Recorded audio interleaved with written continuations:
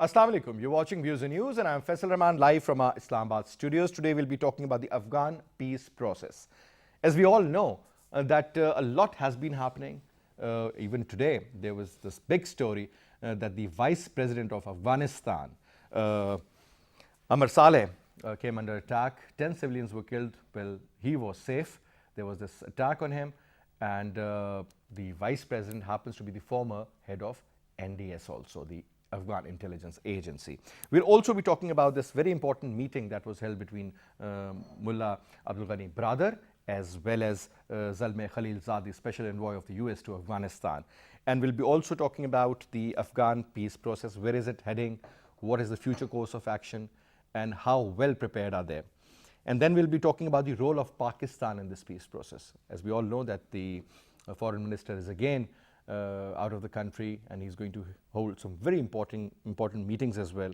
And the final point is going to be about the hindrances, about the hurdles that have been created. So primarily when we talk about the hurdles in the Afghan peace process, we do understand that India is playing a very negative role in that. So these are the major areas we'll be covering in our today's program. And let me now introduce you to our panelists. We have with us in our studio on my right is Javed Siddique Saab. He's a senior journalist, is a columnist. Thank you very much, Javed Saab, for taking out your time, sir. And we have with us Ambassador Aslam Rizvi Saab. He's a senior diplomat, needs no more introduction. Thank you very much, sir. And we have with us Brigadier retired Tipu Sultan Saab, who's a senior analyst. Thank you so much, Brigadier Saab, for your time as well. Now, Javed Siddique Saab, a couple of developments regarding the Afghan overall scenario. Let's start off from the very important meeting that was held between Mullah Abdul Ghani Brother and Zalmay Khalilzad. Let's update our viewers and us regarding that, sir. It's an important meeting, but we must also keep an eye on what's happening within the ranks of Taliban. Mullah Brother has been replaced by Abdul Hakim Haqqani. He will be the chief negotiator in Doha round of talks, you know, the talks that are going to be held in Doha. And the Afghan government is also constituting a delegation to go and talk with the Taliban in Doha. So the Taliban are also playing their cards. They have removed the Mullah Brother from the top position. Why was that so, sir? He was the main man negotiating everywhere. But you know, the Taliban sources are telling us that he was too hardliner. And some of the people within the establishment of the Taliban, within the ranks of the Taliban, they were not happy with him. And so they wanted Abdul Hakim Haqqani to be the new chief negotiator who is going to talk on behalf of Taliban. So these are the latest developments in this regard. But as you said, that this latest attack, these attacks are also continuing simultaneously, although the 5,000 prisoners which were to be released by the Afghan government, they have been released almost all of them. Still 100 prisoners, which are the important ones, haven't been released yet. Except a few hundred, and they are to be released. So the last hurdle was the release of these prisoners. So once they are released, basically the major hurdles are going to be removed for a final negotiation between the government of Kabul, Afghanistan, and the Taliban and the Americans. So this is happening there. Well, let's see what happens in Doha. Zalmay Khalilzad has been meeting all these people, the government of Afghanistan and also the Taliban leadership, and is trying to pave the way for the final settlement of the issue. And, sir, has Mullah Abdul Ghani Brother left this particular post of the chief negotiator on his own, or was he told? I think he was told by the top of the Taliban leadership to step down. But he's still a part of the Taliban, the consultative body, or the people who are basically trying to steer this negotiation process. He's not out of it. And but he is not heading the delegation which is going to hold talks with the Taliban government, with the Afghan government and the Americans. That is the latest development. All right, sir. On the same point, your point of view, sir. Well, you know, the talks had been stalled. You know, in February there was the peace agreement at the time, and in March there should have been the intra-Afghan dialogue and so on, and honest the discussion should have taken place. But the problem arose because of the prisoner exchange. As we know that the Ghani government was to release 5,000 and the Taliban 1,000 commandos that were under their control. This negotiation went on until it got stuck with about 400 remaining by the Afghan government. These are the important names. Important, basically. very important issue, and the Taliban were very, very clear that they have to honor the agreement made before we can go further. So it was an impasse. The Ghani government was of the view that there are some hardcore criminals who they could not afford to release, and the impasse was broken by the pressure from the Americans on the Afghans to hold a lower jirga, which okayed the exchange. But then Mr. Ghani decided that he apparently approached some European powers, in which he said, if these people are going to be released, then there is a danger of terrorism and also drug influx in Europe. And so that got scuttled from there. Now that delayed it for a long time, but behind the scenes there were, of course, and one of the reasons that is said why President Ghani wanted to delay it, because being close to the American elections. Perhaps he was thinking that by delaying it, and if we have the new President Biden come into power, he may choose to reverse the course of withdrawal from the troops from there, number one, if nothing but to delay that. Because as you know, President Ghani is now a lame duck. He has no future. And so he is, there are certain spoilers as is being said, and I think he is one of them. But more recently there has been more pressure put on his government and on him, and they have now agreed to release less than half a dozen or more. So that has opened the door for negotiation. Yet to be seen that will they really be released. And so far there is no agenda for the talks in Doha, but they said that it will be peaceful, it will be productive. So that is where the situation stands. We still haven't got the prisoner issue out of the way. Now, sir, another development that is about the attack on the Vice President of Afghanistan. Now, normally this man wasn't in some good books of Pakistan, sir, and since he was the former head of NDS and he was very close with RAW and other intelligence agencies, and we had some sort of a trust deficit with Afghanistan regarding his appointment. Now, sir, once he has become the Vice President of Ashraf Ghani's government, and this particular attack in which I would say 10 civilian precious lives were lost. But don't you think, sir, once again the blame game would start? Well, Faisal, it's really very important for us to understand what is happening inside Afghanistan and what is happening outside Afghanistan with relation to the world thinking, the American thinking about Afghanistan and its neighbors and other parts that we. Number one, let me clarify that the Taliban leader, Habibatullah, has changed the negotiating team. And Mullah Abdul Hakim Haqqani, who is no relation to Sirajuddin Haqqani, they are not from the Haqqani group, they are from Khost and Paktika, and this fellow is a hardcore Kandhari, and his ethnicity is, he is a Durrani, and Durranis of Afghanistan are supposed to be the elite princes who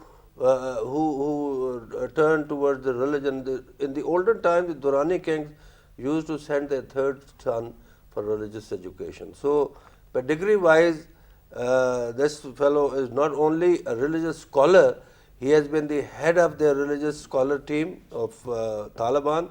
Not only that, he has got very good relations with Pakistan. They are Haqqanis because they studied in Haqqaniya in Nushaira. So did Jalaluddin Haqqani, Sirajuddin Haqqani, and his younger brother Anas Haqqani, who's just been released and swapped over two Americans, one Australian, and then this younger Haqqani has been released and he's supposed to be in the negotiating team.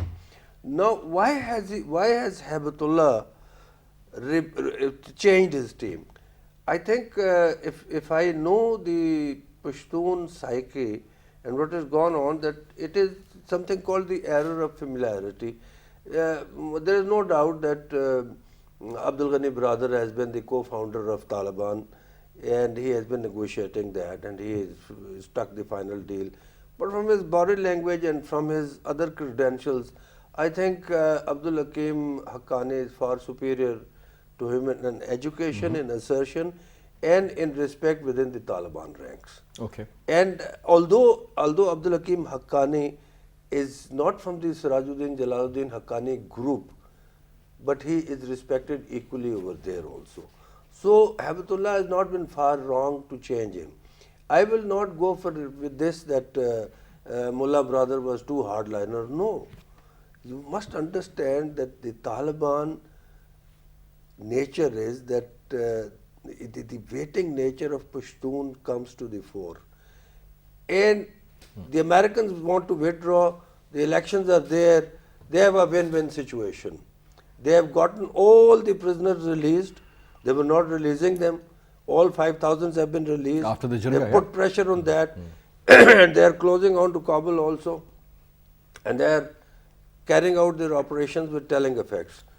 I don't know what will be the blame game and who was involved in Amrullah Saleh's attack on his cavalcade. But Amrullah Saleh has been the NDC and National Security Advisor and known raw asset and against Pakistan and all that. Everybody knows that, and Pakistani knows, agencies knows. His views are not hidden, known to everybody. So this is what the situation is. Within the negotiating team with the Kabul government is Stanik Zai, who again has been an NDC guy. Now Stanik Zai is supposed to be taking the directions in the forthcoming negotiations at Doha from Abdullah. So that this is the setting within Afghanistan. Outside, I think Khalil Zad wants to hurry it up. I'm sure he must be under pressure from the American administration. Get it done ASAP. That November is closing on, you better produce some results. But I don't think he will be able to produce results by the end of the year, by the end of the elections. There's no way. Exactly. There is no way that he can do that. The Taliban are going to wait. They know. And come what, whether it is a democratic government in America or it is a Republic of Taliban will not be bothered. They know their strength now. They know. So primarily they're not dealing with the Republicans or the Democrats, they're dealing with the USA. They're dealing with the USA, and their stance is absolutely very clear. The people who are in flux are the two parties. One is the Americans, the other is the government in Kabul, and the third is, of course, the Indians. They are in a state of flux. Taliban are not. We'll be talking about that They're aspect as well. That is very important. This is a very important point. Taliban are absolutely very sure what to do, and you will not hear any decision or conditions or anything clear cut from the Taliban. They will only say that, they do not agree with the type of government that is there in Kabul, they want Sharia law, and at the same time they are saying that they are ready to accommodate other people and they are not looking to rule the Afghanistan all with themselves. All right. So this is how it stands. My estimate is that the things will go for a year, 2 years, year and a half. So you believe that this is not going to be sorted out in few months' time? It is going to take a longer time. No, it's All going right. to take a All much right. longer time. I'll get back to you, Brigadier Saab, about that. But now, sir, again, since we're talking about the Afghan peace process, now, where is it heading, sir? According to Brigadier Saab, it is going to take a lot of time. When it comes to the current US president, he believes that before the election, or November primarily, it should be sorted out. But say 2 months time, especially during the last 6 months, we have seen this corona issue. It was so huge that a lot of, I would say, development did not take place Yeah. because of that disease. Exactly. Things Now, were so stuck. things seem to be settling down, but a lot of problems still exist. I think yes, there are some impediments, and they are very important. On the one hand, the U.S. President Donald Trump is keen to pull out the troops from Afghanistan, as he had promised to his people, the United States people, that he is going to withdraw troops from Afghanistan, and he wants a negotiated settlement of the Afghan issue. So he wants to demonstrate to his electorate or his people that he is a peacemaking person, a president who is not a very aggressive one, and he wants peace here. As he has done in Middle East, he has been able to cobble together, or he has been able to move there to bring Arabs and Israel together or closer to each other, this UAE-Israel deal. So he is going to play these two important cards in his election that he has been able to do to achieve these two foreign policy, make these two big achievements in the foreign policy realm. So that is the thrust of the Trump administration. But will that happen? It is still open. There's a big question. It's a big question mark on that, because these small things, the Taliban and the Afghan government and the Americans on the other side, they have to cross so many obstacles, and particularly the trust deficit is there between Taliban and the Afghan government. As President Ghani, he is looking at the future. He and his collaborators and his colleagues in Kabul, they have no future whatsoever if this negotiation is successful and a negotiated settlement is achieved and a new government, a new dispensation takes place in Afghanistan, then they have no future. But, so Javed there, as you said, there are spoilers. So some of the people in the Ghani government, Ghani himself and some of his colleagues are spoilers. So are the Indians.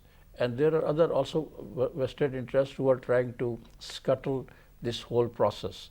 So let's see what happens. But the Americans are very keen. Pakistan has played a very important role, a very positive role, a constructive role, as it is being admitted by the US, Taliban and others also, that Pakistan has played a very significant role in bringing all the parties of the Afghan crisis on a negotiation table. And this Doha talks is going to be one of the products of the Pakistan's efforts. But obviously the impediments, smaller one of course, but they are there, and they have to cross all these impediments, they have to overcome them and reach a negotiated settlement. But that is also a very, very complex process. And it's going to take, now when it comes to time, sir, everything should be time bound. But it's been almost 19 years. 2011, 2001, October 6th or 7th. Which date was it, sir? I'm not sure when Afghanistan came under attack by the Americans. Ever since then, I still remember George Bush was the president, and he said, we'll smoke them out and we'll flush them out. And the kind of bombardment which we witnessed was not a joke, sir. Afghanistan, I think, was totally destroyed after that particular invasion. Now, sir, the point is that when you see that the Afghan government is going to be in power for at least another 3.5 years, Donald Trump's election is going to be very vital. But having said that, sir, the role of Taliban has for sure increased in Afghanistan. Now, these three major factors, sir, on one hand, we really want to get it done on ASAP basis. This is what Zalmay Khalilzad wants. This is what most likely the American president also wants. But do you think this is a doable task within the next 2 months? This is the beginning of September. You're talking about September, October and November. So 3 months from now. Do you see something major happening, or you think this is going to move the same way or on the same pace currently it is? Well, I think there are two key players as far as the Afghan situation is concerned. One is naturally the United States of America, and the other one is Pakistan. Both asserting as much influence as they can to try to keep the peace process on the rails and making sure that it doesn't get derailed from here. Having said that, the main discussion will be the framework of the agreement. What will be the framework of the agreement? There is no meeting of mind. They are directly opposed to each other. The President Ghani's point of view and the Taliban point of view. That so-called red lines. In fact, at Doha they said we are not going to insist on the red lines. So that is one aspect of it. The second aspect is the peace. They have been insisting, and even Pakistan has been supporting, that there should be a humanitarian gesture on the part of the Taliban to cease fire when the negotiation is starting. But Taliban, again, they are having a different viewpoint. They say, well, it is always that you first have peace agreement, then you have Now, another very ceasefire. important aspect, Ambassador Saab, is also about the common grounds within the ranks of the Afghan Taliban. I mean, when it comes to, like, just a little while ago, we mentioned that maybe one person was a hardliner as compared to the other one. So when you talk about negotiations, obviously you need to protect your point of view, but at the same time you need to show some sort of flexibility. Sir, I'll just get back to you. Okay. We've been joined in by Rahimullah Yousafzai Saab. Great. Assalamu alaikum ji. Walaikum assalam. Yousafzai Saab, thank you very much, sir, for taking out your time and talking to PTV World. Now, sir, first question, let's update us on the current happenings inside Afghanistan and about the peace process, sir. Where is it leading? And what sort of an impact should it have regarding this bomb blast in which 10 civilians were killed, but luckily the VP, the Vice President of Afghanistan, was not hurt? Your take, sir. I think they are still making preparations for the peace talks. It has been going on now for so many days and so many weeks. And, so many announcements were made by Afghan officials that their delegation is about to leave. It will leave today, it will leave tomorrow. But I think there are still some hurdles. One of the hurdles is the question of these 6 Taliban prisoners, who have not been released according to the Taliban. And Taliban are saying that, they must be released, otherwise we cannot hold these peace talks. Now the Afghan government has been talking to the French government and Australian government, and they're hoping to resolve the issue and shift these 6 Taliban prisoners to Qatar. They won't be allowed to leave for other country, but they will stay there. That is one of the issues. The attack on the first Vice President, Amrullah Saleh, this is not the first time. Last year also he was attacked. He survived, but 20 people were killed. He has been attacked a number of times. He has made so many enemies. Is he having some because sort of a he was personal heading dispute? the Afghan intelligence agency, NDS. Rahimullah So Yousafzai many Saab. people may have suffered because of him. Also, Sir. he's got very strong views. Rahimullah Yousafzai Saab, just tell us that is Amarullah Saleh having some sort of a personal dispute with certain factions, or is it just because that he was the former NDS head as well as the current Vice President of Afghanistan? I think all these issues are important. He's the first Vice President, so if he is attacked, it shows the lack of security. If he had been killed, I think the peace process would have been negatively impacted. Yeah, derailed. Secondly, I said that, there are factions among the Tajiks. The Tajik is supporting Ashraf Ghani, while Abdullah, is an opponent of Ashraf Ghani. There are many issues, but I think that, his opinion about Taliban, his opinion regarding Pakistan, that also creates a lot of problems for him. So he is not really somebody who is willing to compromise. He's very uncompromising. All right.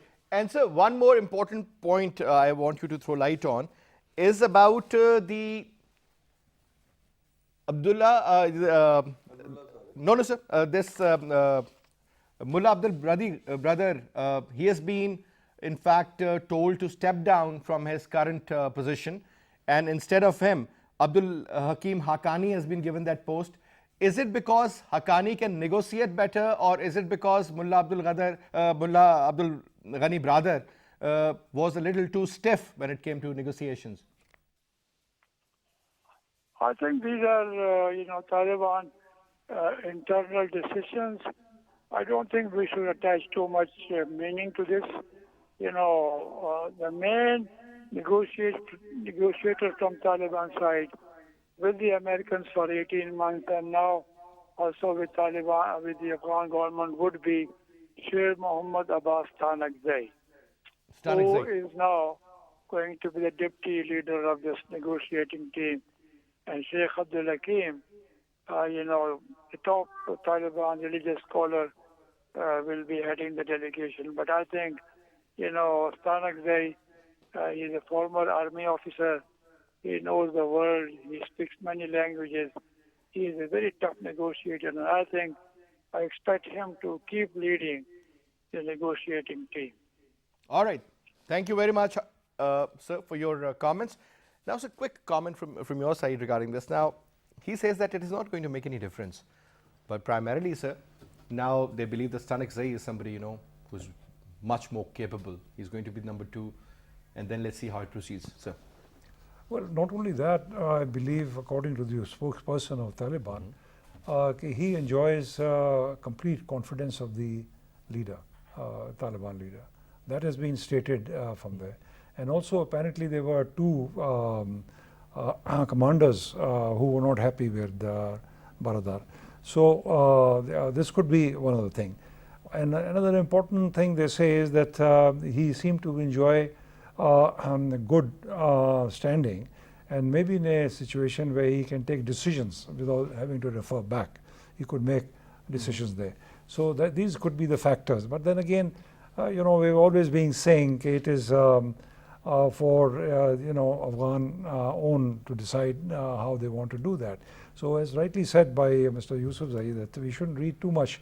It's for their tactics what they want to do. But I think there was not very clear where does Mullah Baradar is.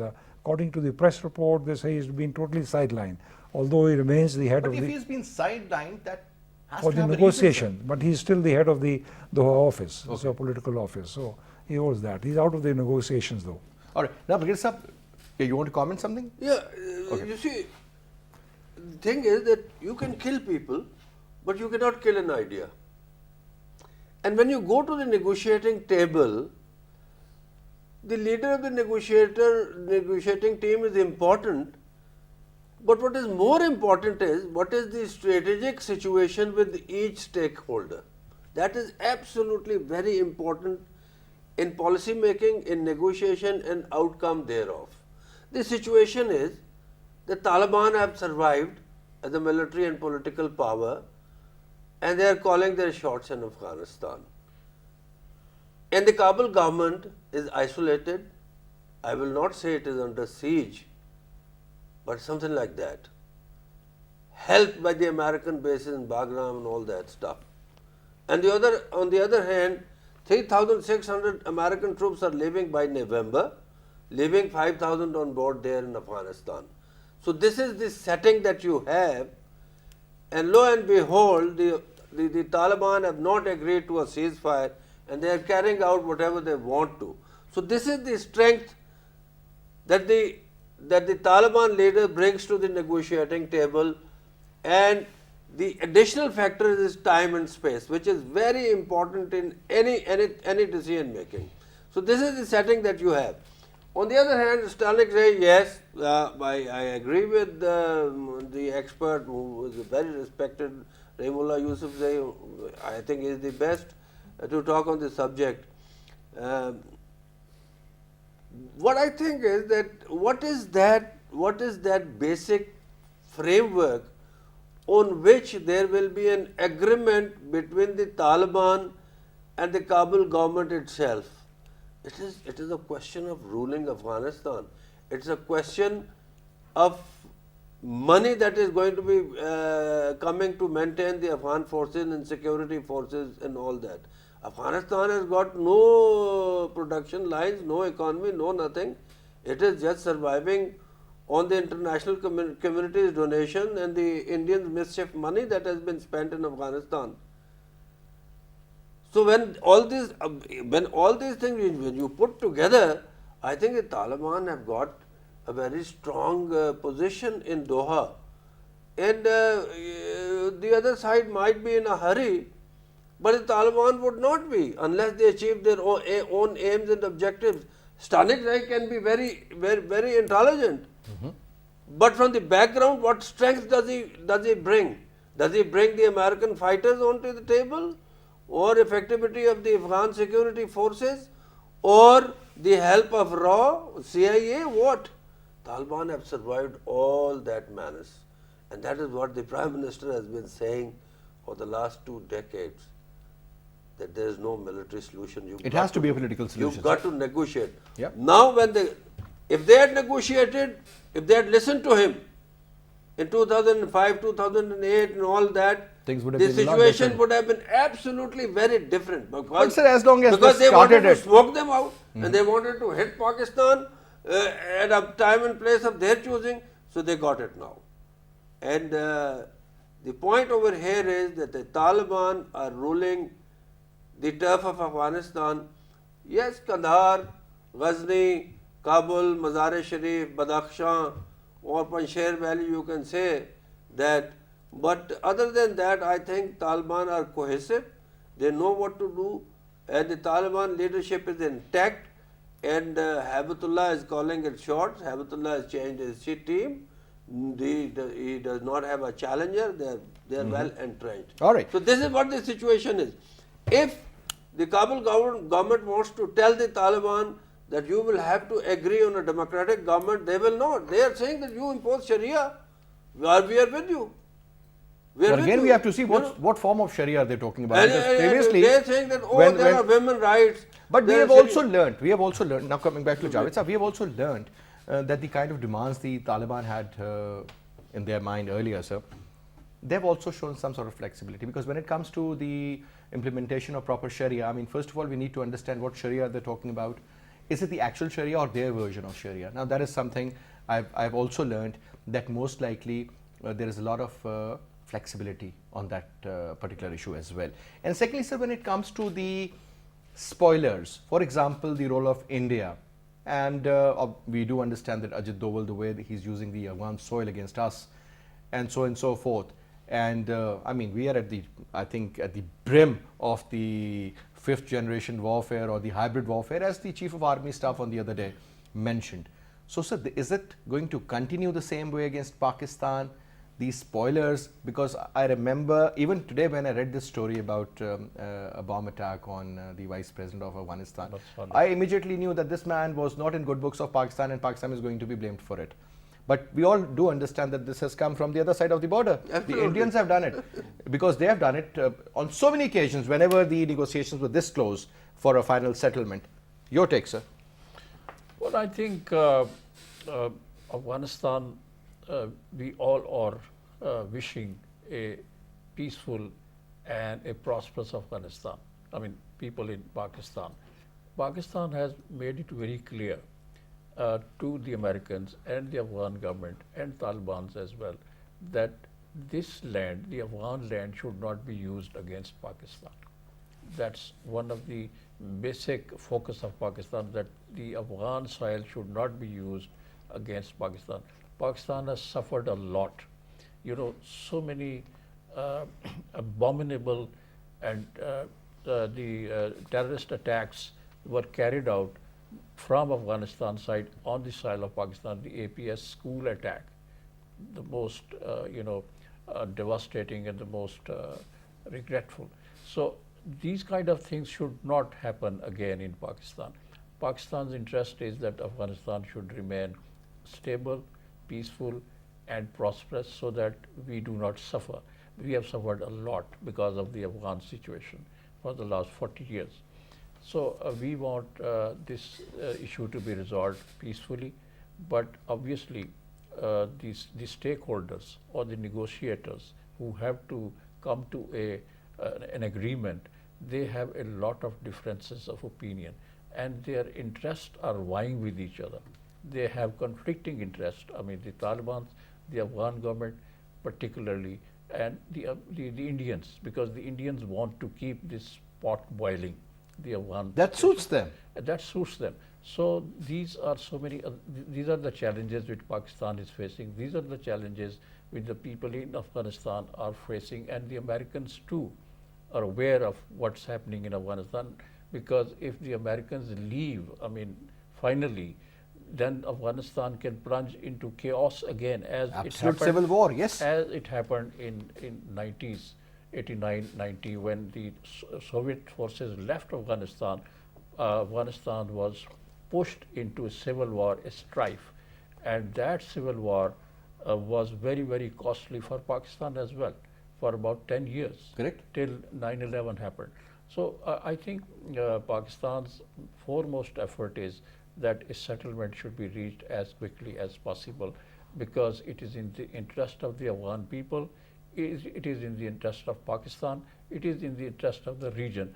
Obviously, the Indians and some other people would not like it to happen, but I think our interest lies in the fact that this Afghan crisis of 40 years duration must come to an end through a negotiated settlement.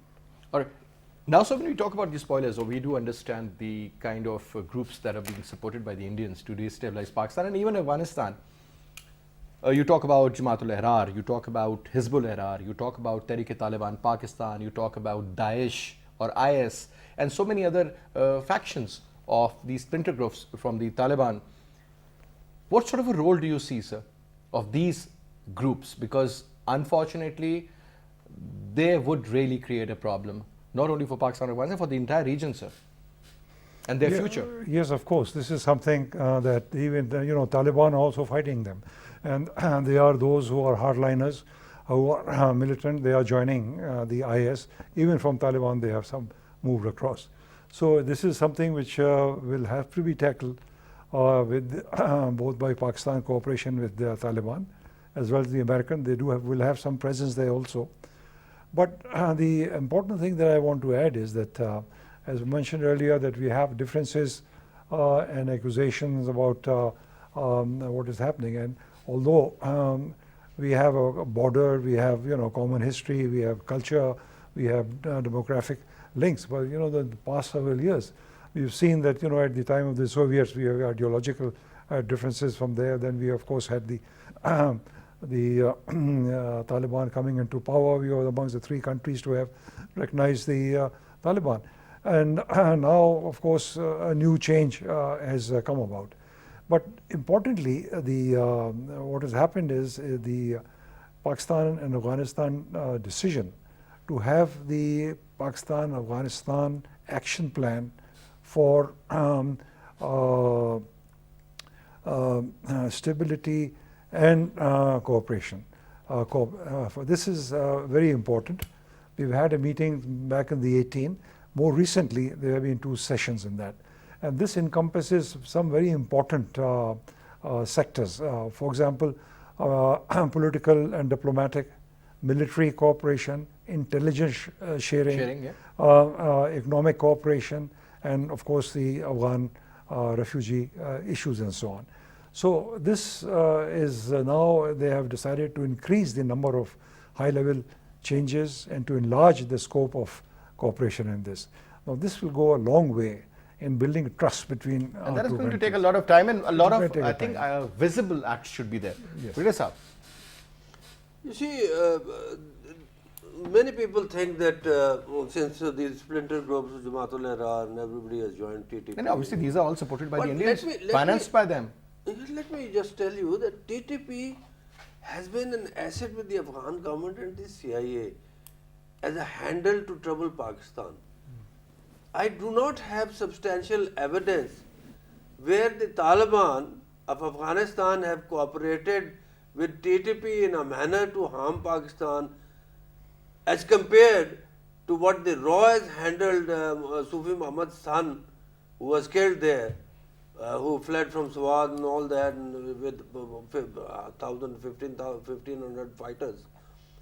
The Afghan NSD and the RAW handled them, supported by some other intelligence agencies that they were in Afghanistan and the Kabul government. So this insinuation that if the Taliban, are successful in Sir, Afghanistan, is Afghanistan still the base for the international intelligence agencies to operate out there, sir? unfortunately it has been. That is what the Afghans must understand. And if they do you understand, believe that could be another big hindrance in the Pakistan has peace come process? a long way. You see, the role of Pakistan is it's different and it's very important now, as compared to 3 decades back. Now Pakistan is telling the Afghans that you decide. We can facilitate you, but we cannot tell you what to do. And you take the fate and your future in your own hand. You negotiate. We will facilitate you, but it is for you to think what you do in Afghanistan. And I am sure, absolutely sure, that the government of Pakistan and the institutions of Pakistan can prevail upon the Taliban in Afghanistan, that there should be no mischief from their soil.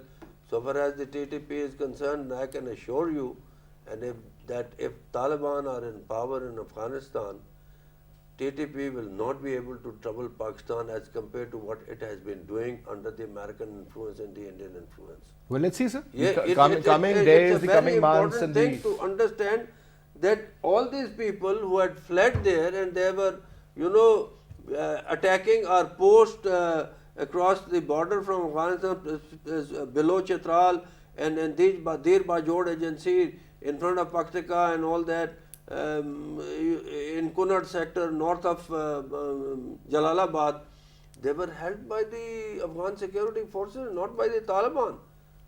So it is an important thing to understand that they have been playing and they have been getting money from the RAW and fooling people of Pakistan that it is for Islam that they are doing. Yeah, they should be ashamed of themselves what are they doing, So it is not that. My estimate is that the situation in Afghanistan is comfortable for Pakistan, all right. We would want that the peace should prevail. We would want that there should be a workable setup that will come out of the war negotiations. But I fear 2 things. Now, number 1, it is going to be delayed. Number 2, if the Taliban do agree on a certain settlement, once the foreign forces leave and the field is open, that is going to be the then real time. It is going to be a different That is going to be very challenging also. and they will carry the day. Well, Brigadier Saab, that is the, in fact, real threat that post the American withdrawal, what exactly will it look like? Because that is the time when really everybody needs to be on the same page if they want to bring in peace, or there is going to be a civil war-like situation. On that score, across the Salang tunnel towards Mazar-e Sharif and towards Turgundi border and all those areas of War Khan corridor and all, leaving that aside, Pakistan border starting from in front of Yob and all that right down to Nukundi and all, it is going to be well, interesting times ahead, as they say. Brigadier Saab, thank you very much. It was a pleasure. Javed Saab, thank you so much for your presence. Well, Afghan peace process is not going to be that simple. There are a lot of spoilers, whether you talk about Hizbul Ahrar or Jamaatul Ahrar or TTP for that matter, or Daesh, or even the Indians, the way they are supporting them and using the Afghan soil against Pakistan, number 1. Secondly, the problems within the ranks of the Afghan government, that is also going to be something we need to talk about. And then on top, the kind of role the neighboring countries, which I think is of great value, I think that is also going to be very, very important. The role of Pakistan, because whatever happens in Afghanistan, its fallout factor is always visible inside Pakistan. I think Pakistan needs to be really, really, really careful while handling this situation, and we need to keep neutral. That's another very important part. We don't have any favorites, as we have earlier mentioned as well, but I think the role of the Foreign Office is going to be pretty important as well. So that's all we have for this. I'll see you tomorrow, inshallah. Till then, you take good care. Khudafis.